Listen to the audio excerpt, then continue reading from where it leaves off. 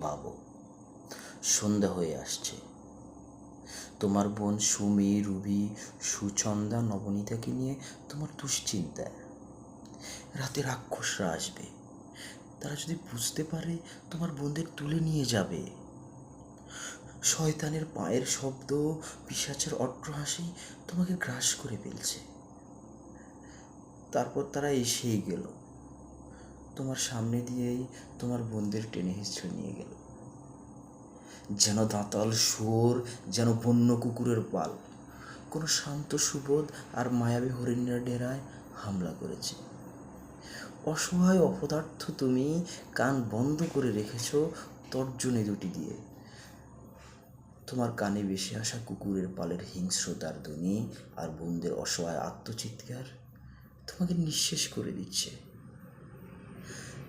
এরা রক্ষী বাহিনী। তুমি কি এদের কমান্ডারকে বিনম্র শ্রদ্ধা জানাচ্ছ?